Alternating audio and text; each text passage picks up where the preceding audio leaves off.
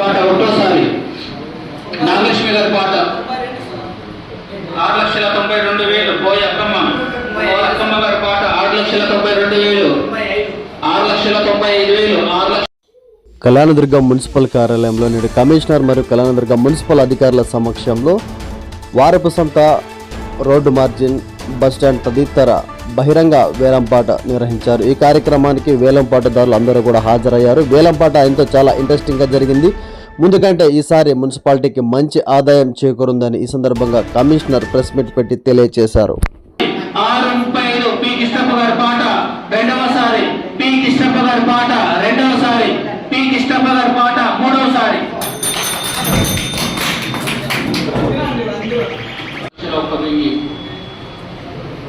మూడు లక్షల 1,000 పార్వతమ్మ, 3,02,000 పరమేశ్వర్,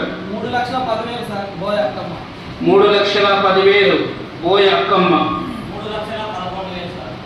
3,11,000 పార్వతమ్మ, 3,20,000 పరమేశ్వర్,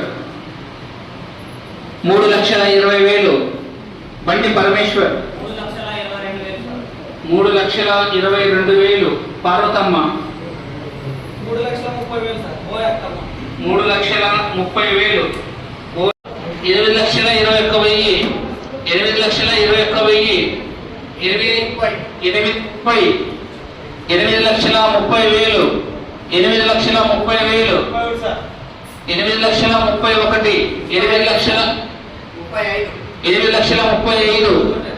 8,21,000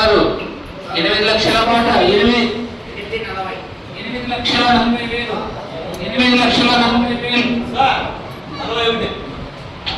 8,30,000 రాము గారి పాట ఒకటోసారి 8,05,000 8,06,000 రాము గారి 8,10,000 8,10,000 నాగలక్ష్మి గారి 8,11,000 8,11,000 8,15,000 ఒకటోసారి 8,50,000 ఒకటోసారి 8,50,000 నాగలక్ష్మి గారి పాట రెండవసారి 8,50,000 నాగలక్ష్మి గారి పాట రెండవసారి 8,50,000 నాగలక్ష్మి గారి పాట మూడవసారి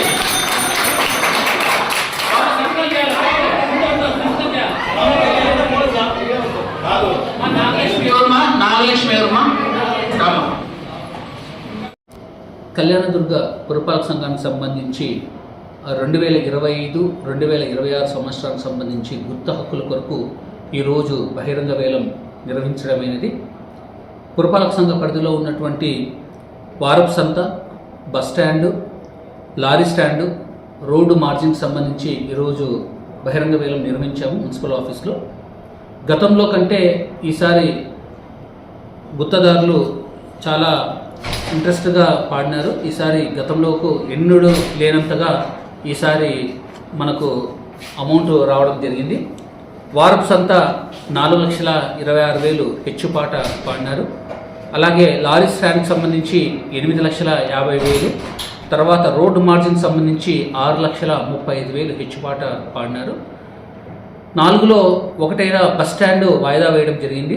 ఎవరు కూడా దానికి ఆసక్తి లేరు అనేసి. సో ఇది రేపు ఉదయం 11 గంటలకు మున్సిపల్ కార్యాలయంలో తిరిగి బహిరంగ వేలం వేయబడును. ఇప్పుడు ఎక్కువ హెచ్చుపాట పాడినారనేసి సో ఇష్టానుసారము డబ్బులు వసూలు చేసుకునేదానికి లేదు. గెజిట్లో ఏదైతే పొందుపరిచినారో ఆ రేటు ప్రకారమే వసూలు చేయవలసిందిగా నేను ఇప్పుడు పాడిన వారికి విజ్ఞప్తి చేస్తున్నాను. ఈ విషయం బహిరంగంగా కూడా చెప్పడం జరిగింది.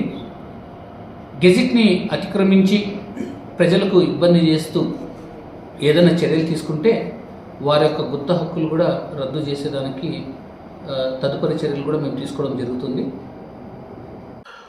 వార్త చూసిన తర్వాత కింద మన కళ్యాణదుర్గ సమాచార్ ఛానల్ను సబ్స్క్రైబ్ చేయడం మరవద్దు. ప్రతి ఒక్కరూ ఛానల్ను సబ్స్క్రైబ్ చేసుకోండి. మరిన్ని వార్తా విశేషాలు నేరుగా మీ మొబైల్లో అందుకోండి.